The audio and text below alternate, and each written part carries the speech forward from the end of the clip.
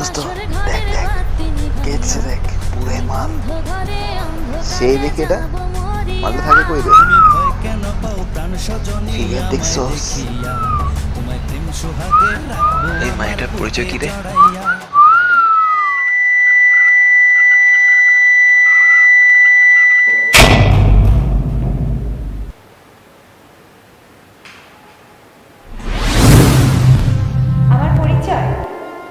আমি একজন মানুষ কসম করে বলতে পারি ভাই আমি কোনো এলিয়েন না প্রমাণ দেখবেন আপনার দুটো হাত আমারও দুটো হাত আপনার দুটো পা আমারও দুটো পা আপনার দুটো চোখ একটা নাক দুই পাটি দাঁত আমারও দুই পাটি দাঁত সেম টু সেম তো রাস্তায় বের হলে আমার দিকে হাঁ করে তাকিয়ে দেখেনটা কি কেউ কি আমাকে বলতে পারবে আমার মধ্যে এমন কি আছে যার জন্য আমি রাস্তায় বের হলে আপনার দৃষ্টি আমার মাথা থেকে পা পর্যন্ত ঘোরাফেরা করে এটা শুধুমাত্র আমার একার সমস্যা না বাংলাদেশে যত মেয়ে আছে আমার মতো যত মা যত বোন সবাই একই রকম সমস্যা ফেস করে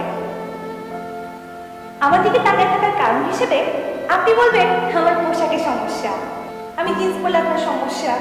কারণ আমার কামিজের কাটা দিয়ে আপনার আমার পায়ের দিকে তাকাই থাকতে ইচ্ছা করে আমি সালোয়ার কামিজ পরলেও আপনার সমস্যা কারণ বাতাসে আমার ওনাটা একটু এপাশ ওপাশ হলেই আপনার আমার বুকের দিকে তাকাই থাকতে ইচ্ছা করে আমি একটু সুন্দর করে হিজাব করলাম তাতেও আপনার সমস্যা আমি সঠিক পর্দা করছি না এরপর আপনি রাস্তায় আমাকে দেখলে কমেন্ট করবেন আমি বোরখা পরলাম তারপর আপনি গান করবেন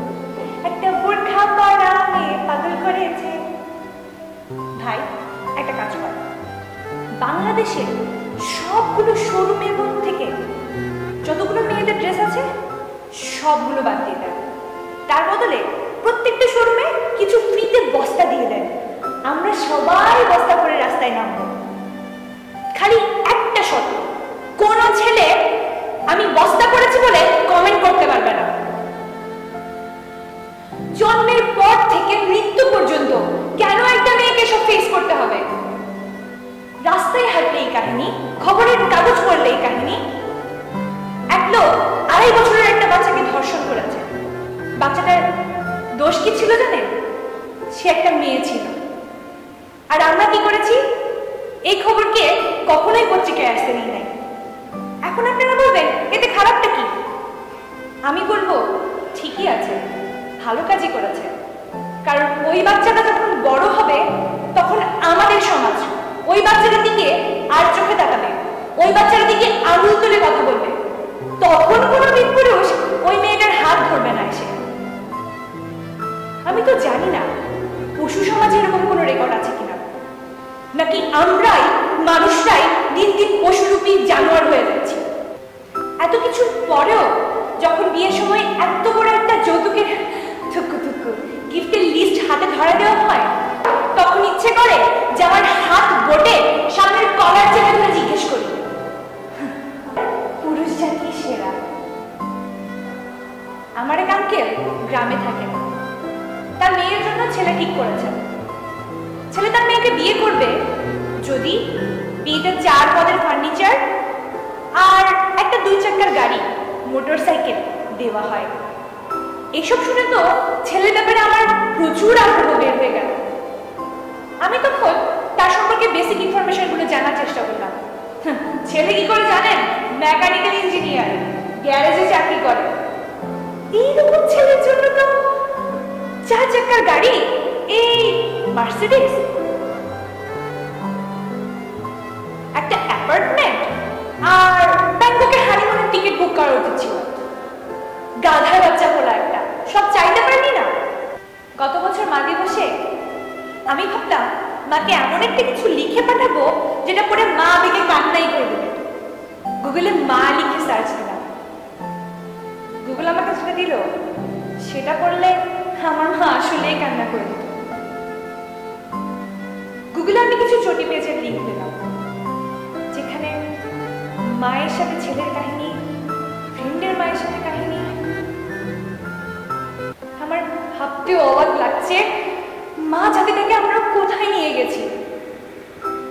যে মা আমরা পৃথিবীতে মুখ দেখার আগে থেকে আমাদের সাথে আছে, যে মা নিজে না খেয়ে আমাদেরকে খাইয়েছে, যে মা সারা রাত জেগে থেকে আমাদের শুশ্রূষা করেছে, হ্যাঁ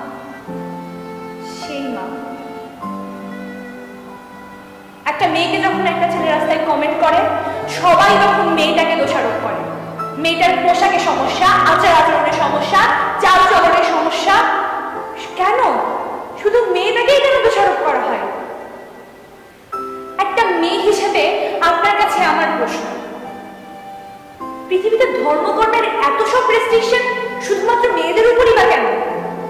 কোন ধর্মে লেখা আছে একটা মেয়েকে রাস্তায় ইশারা দিয়ে কথা বলে যাচ্ছে তাই ভাবে অপমান করা যাবে? কোন ধর্মগ্রন্থে লেখা আছে একটা 2.5 বছরের বাচ্চাকে রেপ করা যাবে? কোন ধর্মগ্রন্থে লেখা আছে বইমেলায় একটা মেয়ের ওড়না ধরে টান দেওয়া যাবে? যদি তাই সত্যি হয় তাহলে আমি বলি